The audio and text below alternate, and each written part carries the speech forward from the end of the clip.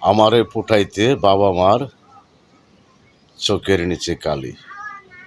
আমি যেই বাগানের ফুল, বাবা মা সেই বাগানের মালিক।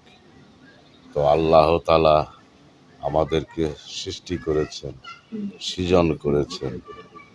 তো আমাদের আরো ২ জন আছে প্রতিনিধি, আমাদের বাবা মা,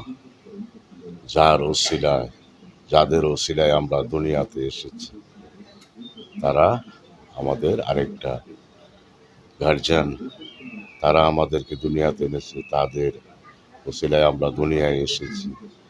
তো আল্লাহকে যদি দেখার ইচ্ছা হয়, আমি খলিল আহমেদ খলিল বলছি, বাবা মার দিকে সুনজরে তাকাও, আল্লাহকে দেখার স্বাদ মিটে যাবে। আরও একটি কথা বলছি, যার ওসিলায় আল্লাহ আমাদেরকে সৃষ্টি করেছে 18,000 মাখলুকাত, তাকে স্মরণ করা যাবে না, লাগবে না? তিনি হইলেন আমাদের হযরত মুহাম্মদ মুস্তাফা সাল্লাল্লাহু আলাইহি সাল্লাম। ওনার ওসিলায় আমাদেরকে দুনিয়াতে আল্লাহ পাঠিয়েছেন। নূর নবীজির ওসিলায়, দয়াল নবীজির ওসিলায়, নবী কামলিওয়ালা আল্লাহ রব্বুল আলামিন, নবীজি রহমাতাল লিল আলামিন, নবীজির ওসিলায় আমাদের উপর রহমত নাজিল হয়। সেই নবীজিকে বলি, অনেক মৌলবীরা আছে বলে নবীজি নাকি ওদের মতো মানুষ, তারা আর যা হোক, তারা বেহেশতি হোক যেতে পারবে না।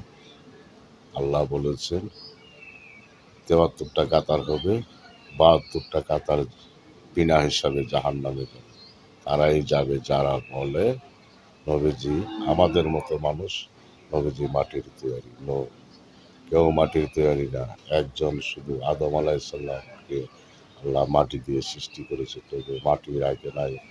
নবীজির নূর দ্বারা আদম আলাইহিস সালামের ভিতরে নূর গিয়েছে, সেই নূরে সকল ফেরেশতা আদম আলাইহিস সালামকে সিজদা করেছে, একজন করে নাই, তিনি হইলেন আবেদ।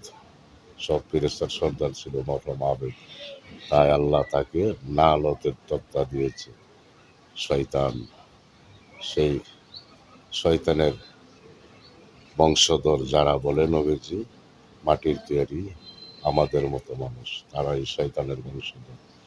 আবু জাহেল, ফেরাউন, নমরুদের বংশধর তারাই। তো আসসালামু আলাইকুম। সবার আগে বাবা মার সেবা করো।